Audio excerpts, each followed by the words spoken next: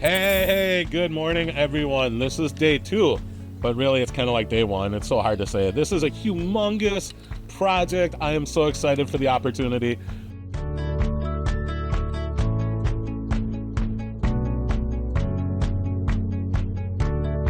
We have ourselves a 40,000 gallon system we're getting ready to build. The pond itself is going to hold about 37,000 gallons. We've got a wetland filter that's going to hold over 4,000 gallons of water. Intake bay coming in. This is one we did a 3D rendering with my friend from Royal Pools, Jared, out of Georgia, helped me do that. Put in over 40 man hours to put together this 3D rendering because what we're talking about is huge. It really is. When we look at how big their house is, it's a big, beautiful home, 3-story home. The pond itself is going to be 45 long by 25 wide, but the full footprint is going to start past their garage, and it's going to work all the way out to over where we've got our liner stationed at the moment. So it's going to almost be as big a footprint or bigger a footprint than the actual house. So that's going to be really fun. This is going to be a 5-part series. So that's going to be about 5 weeks from now.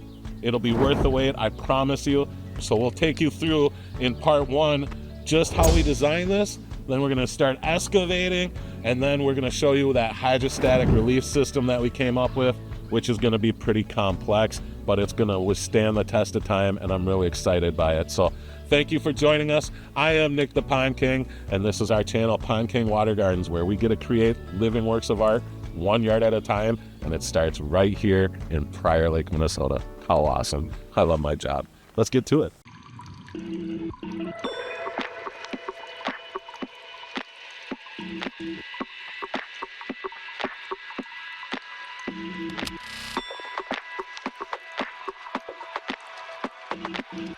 Hi, I'm Adam with Pond King Water Gardens, and I'm here to explain to you about our 0 point.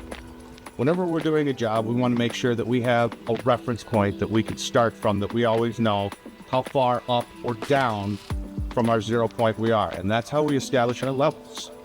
What we've done here is the customer's eventually going to put in a big patio over here, maybe a 3 or 4 season screen porch.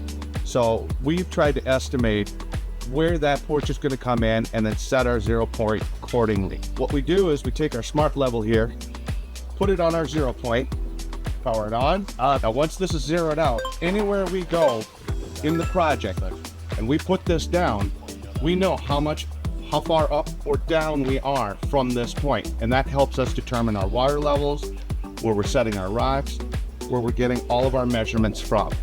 This cannot change throughout the job.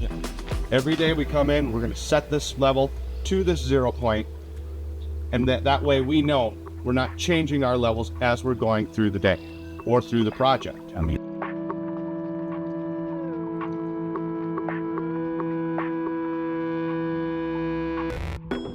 Right now, what we're worried about is we've got a wetland right behind us, and as we're digging in the pond, we know that we're starting to get close to or possibly hit water level.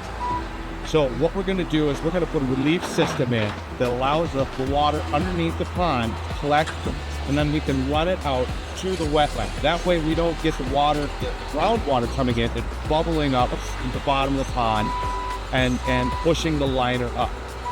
We're taking this 12-inch pipe, and then on either side we're cutting a groove just to allow the water to seep in and collect, and that way we'll run it out and it'll just discharge out the back.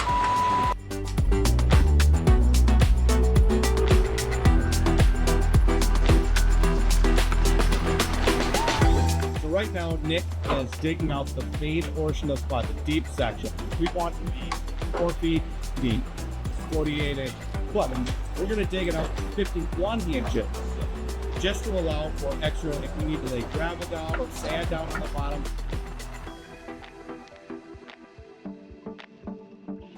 Just so that we can pat things in and make sure that this liner is safe, not going to get punched by rock.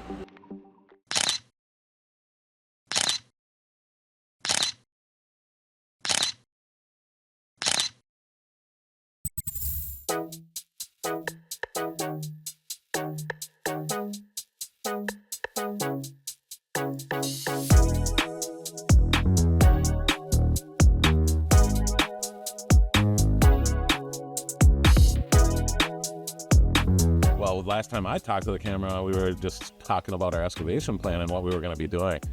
So since then, a lot has happened. We've received 2 orders of boulders. Ed, the pond professor, stopped out this morning. That was a real treat. So that is one heck of a recreational pond. So he's got the excavator down here in the bottom. They started excavation just 2 days ago. Yeah, well, we tore apart the wall. We actually started digging yesterday. Oh, wow. So, Okay, so yeah. existing wall that was over here. So tore apart wall, excavation yesterday. You guys made an incredible ton of progress here. I do see you got groundwater coming in, but that is because you knew ahead of time because there's a lake right there. Make sure to check out Ed, the pond professor's YouTube channel, as well as the Dirt Monkeys YouTube channel. I'm really proud of the team. They just kept at it. We've got some beautiful looking curvature to this pond. It's looking great. The big picture in this case is that everything's draining to this wetland area, and that wetland is holding water. I am actually very excited it's holding water right now because when we came and looked at it last year, it was almost empty. So I would rather deal with this. My next step is I'm going to dig a huge hole on the side wall there with the big excavator while these guys are working on the fine tuning to make sure everything drains to that big hole. How's it going down there? Good. It's pretty intimidating, like being in this spot. I do not recommend that you do what I do unless you have this heavy-duty clay in the area, because this could definitely fall in on you if you're not prepared. If we weren't dealing with this kind of clay, we would have way over-excavated this hole, making sure that it was safe for anyone to be in. But we've got some good clay here, so I'm standing at the bottom of a 10-foot hole, over 10-foot hole, where now we're going to put a heavy-duty plastic cover once we kind of get this fine-tuned a little by hand. And I really want this pipe to pretty much go straight up here. Again, it's at the lowest spot. You can see all the water's collecting there. And that's just going to be underneath the whole pond. So when this water does collect, we're able to drain it, especially while we're building or doing our spring cleaning. If this doesn't get relieved, this is going to create a huge bubble until the water is in the pond and that waterway pushes everything down and out. So you can just see this has just been a constant flow where all the water off the hillside's draining through here. We've got some groundwater coming up through it too. That's the main reason. This is definitely a pretty involved process, you know, about a 2-day process to really get it where we need it to be, but it's going to be totally worth it, making the whole project a success, and for the long-term success of it too.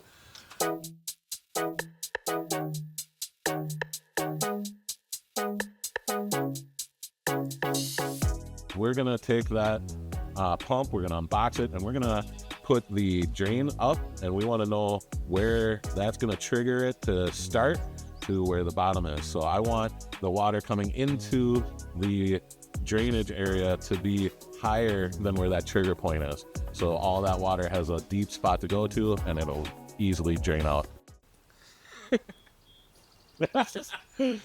This here goes all the way down, and you saw that crazy when you're actually standing by the 20-foot pipe. And we got this in a pretty good spot.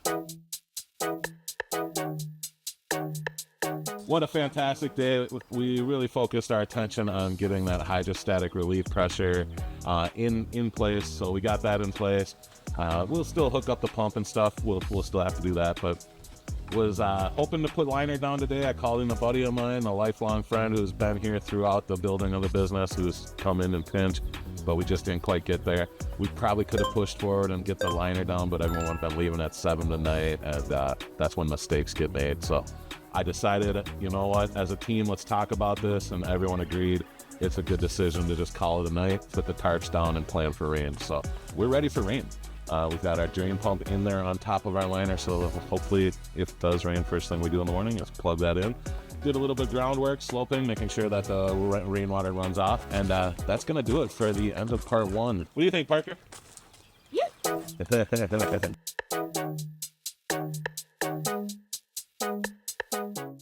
We are Pond King Water Gardens, where we create living works of art 1 yard at a time.